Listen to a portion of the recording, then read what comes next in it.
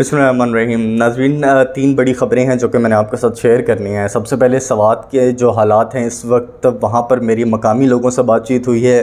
उन्होंने क्या चीज़ें मुझे बताई हैं, लोग तालिबान कहाँ कहाँ पर हैं, किस एरिए के अंदर हैं, फ़ौज कहाँ कहाँ पर अपने डेरे डाल के बैठी है, क्या हालात चल रहे हैं इस वक्त, मुज़ाहिरों की क्या सूरत हाल है, वो मैंने आपको बतानी है। राना सनाउल्लाह की गिरफ़्तारी क्यों नहीं अब तक हो पा रही, वो मैंने आपको बतानी है। और इसके अलावा इमरान खान ने JIT बनवाने की इस्तदा की और कोर्ट से रुजू करने का फ़ैसला किया है ऑडियो लीक के केस के अंदर। तो ये तमाम चीज़ें मैंने आपके साथ शेयर करनी है। ये डिजिटल मीडिया पर पाकिस्तान का सबसे मोतबर न्यूज़ शो उमूर हाज़िर। मज़ीद ख़बरों और बेलाग तबसरों के लिए चैनल को सब्सक्राइब करें। सबसे पहले मैं आपके साथ ज़रा सवात वाला मामला शेयर कर लूँ। आज की ख़बर जब मुझे मिली, खैर ये ख़बर तो बड़े अरसे से आ रही थी, ये तकरीबन आप कह लें 1 महीना पुरानी ख़बर थी कि तालिबान दोबारा से सवात के अंदर आना शुरू हो गए हैं। मैंने उस वक्त कुछ लोगों से जब रब्ते करने की कोशिश की, कुछ अपने सीनियर से भी बात करने की कोशिश की, तो उन्होंने मुझे ये कहा कि इस मौजू के ऊपर गुफ्तगू ना ही की जाए, अभी तो बेहतर है। लेकिन आज की ख़बर के बाद मुझे कंफर्म करना पड़ा कि वाकई वहाँ पर क्या सूरत हाल है और क्या अपडेट्स हैं। तो ये सबसे पहले मैं आपको बता दूं कि आज जो ख़बर आई कि एक वैन, स्कूल वैन के अंदर जो है वो हमला किया गया उसके ऊपर, जिसके नतीजे के अंदर एक ड्राइवर जाँ बहक हुआ और 2 बच्चे ज़ख्मी हुए। जब मैंने पूछा कि क्या चल क्या रहा है इस वक्त, हालात क्या हैं, तो हालात ये हैं कि जो लाश है वो रख कर वहाँ पर मुज़ाहरे किए जा रहे हैं। मुज़ाहरे शुरू हो गए हैं, हर दिन कोई ना कोई नया एक्शन लिया जाता है तालिबान की तरफ से। हर रोज़ कोई ना कोई चीज़ उनकी जानिब से की जाती है। 2-3 लोग कभी अगवा कर लिए जाते हैं, कभी सयाहों को अगवा कर लिया जाता है, कभी जो लोकल्स हैं उनको मार दिया जाता है। वहाँ पर कोई एक कोई पहाड़ है जिसके ऊपर खुदाई की जा रही है तालिबान की जानिब से, और कहा जा रहा है कि शायद वो वहाँ पर अपना असलहा जो है वो इकट्ठा कर रहे हैं। कमिश्नर को बुलाने का मुतालबा वज़ीर आला से किया जा रहा है, महमूद ख़ान से। ये वो मुतालबा है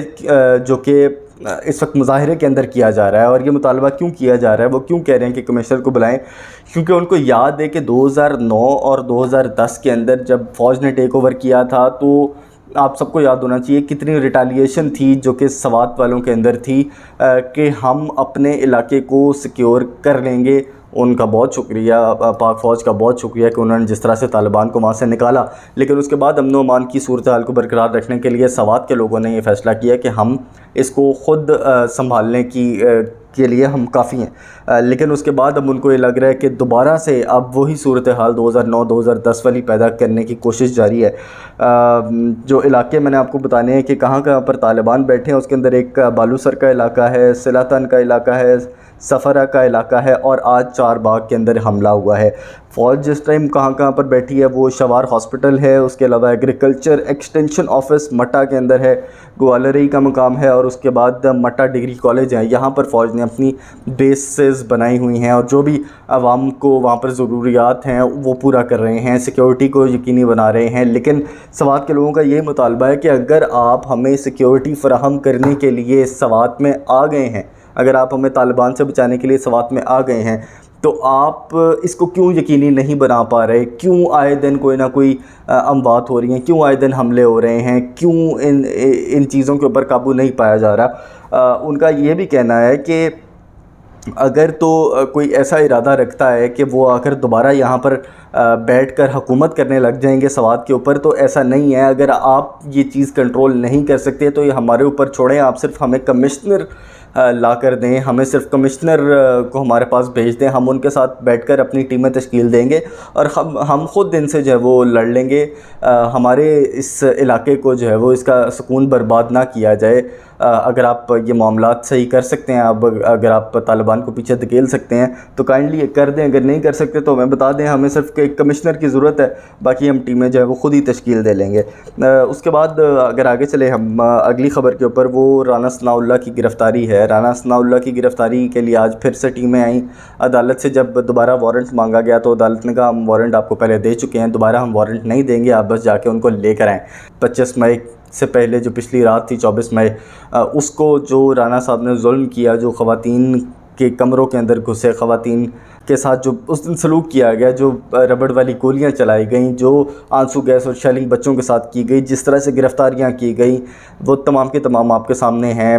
جس طرح سے گھروں کا تقدس جو ہے وہ چار دیواری کا تقدس پامال کیا گیا، وہ تمام آپ کے سامنے ہیں۔ تو میرا خیال ہے کہ اگر رانا صاحب کی بھی کوئی گرفتاری کا وارنٹ آتا ہے، خیر وہ تو تمام چیزیں وارنٹ کے بغیر ہوئی تھیں، اگر وارنٹ کے ساتھ بھی اگر آپ گرفتاری نہیں دے رہے تو آپ کے ساتھ بھی وہی ہونا چاہیے جو 24 کو آپ نے تحریک انصاف کے کارکنان اور جو خواتین کے ساتھ کیا تھا، آپ کی بھی گرفتاری اسی طرح سے ہونی چاہیے۔ کیوں گرفتار نہیں ہو پا رہے، اس کی وجہ یہ ہے کہ ابھی تک پیچھے سے آرڈر نہیں آیا رانا صاحب کی گرفتاری کے، کیونکہ شفقت کا ہاتھ جب تک رانا صاحب کے سر کے اوپر رہے گا تب تک گرفتاری ممکن نہیں ہے۔ پاکستان کے اندر کسی بھی سیاسی لیڈر کی گرفتاری تب تک ممکن نہیں ہوتی جب تک شفقت کا ہاتھ ہو، اور اس بات کو مجھے کرنے میں کوئی مذائقہ نہیں ہے کہ خان صاحب کے اوپر بھی اس وقت ایک شفقت کا ہاتھ ہے جو کہ ان کی گرفتاری عمل میں نہیں آنے دے رہا، اور مزید ان کے لیے جو آج احتساب عدالت کے جو رکن تھے وہ جب وہاں پر گئے، جو ان کی گرفتاری کے لیے گئے، تو ان کا باہر نکل کر تھانہ سیکریٹریٹ سے جب وہ باہر نکل رہے تھے تو انہوں نے صحافیوں سے گفتگو کی اور کہا کہ ہماری تو گاڑیاں بھی انہوں نے یہاں سے نکلوا دیں،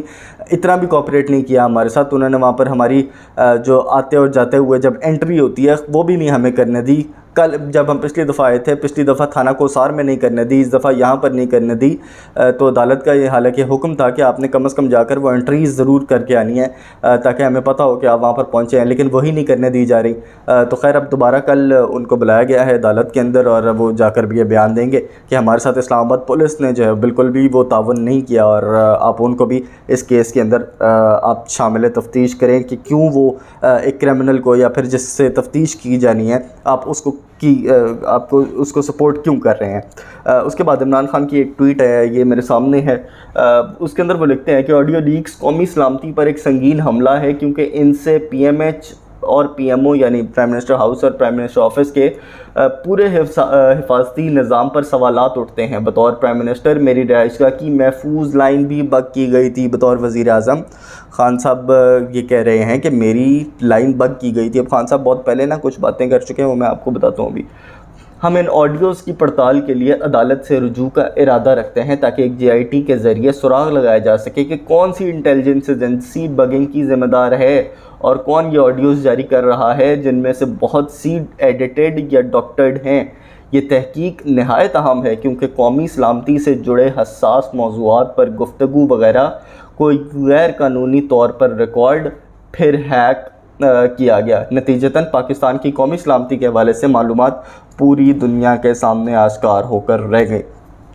خان صاحب بڑی اچھی بات کر رہے ہیں، آپ بالکل جے آئی ٹی بننی چاہیے، اس کی بڑی اچھی ایک انویسٹیگیشن ہونی چاہیے کہ کون وہ لوگ ہیں جنہوں نے آپ کی آوازوں کو بگ کیا، کون پرائم منسٹر آفس کو بگ کر کے بیٹھا ہے، کس نے شہباز شریف کی ریکارڈنگز کی، کس نے آپ کی ریکارڈنگز کی۔ بالکل اچھی بات ہے، لیکن مجھے یاد ہے کہ آپ اپنے 4 سالوں کے اندر جس طرح سے ایجنسیز کی تعریفیں کرتے رہے ہیں کہ ہماری ایجنسیز دنیا کی بہترین ایجنسیز ہیں، ہماری ایجنسی سے اچھا کوئی نہیں ہے، ہمیں بڑا فخر ہے، بڑا ناز ہے، تو جناب یہ آپ کے ٹائم کے اوپر یہ تمام چیزیں ہو رہی تھیں۔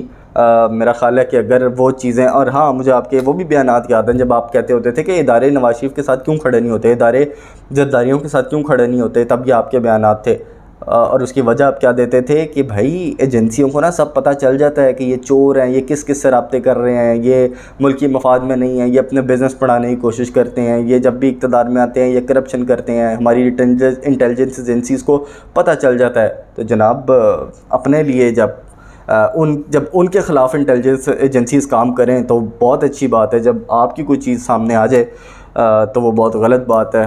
خیر میٹھا میٹھا ہپ ہپ کڑوا کڑوا تھو تھو، تو یہ فی الحال آج کی تازہ ترین صورتحال ہے۔ مزید کوئی بھی ایسی خبر آتی ہے جس سے اطلاع کرنا آپ کو ضروری ہو تو وہ میں اس کے لیے حاضر ہوں۔ چینل کو ضرور سبسکرائب کر دیجیے گا۔ محمد احمد ارکم کو دیجیے اجازت، اللہ حافظ۔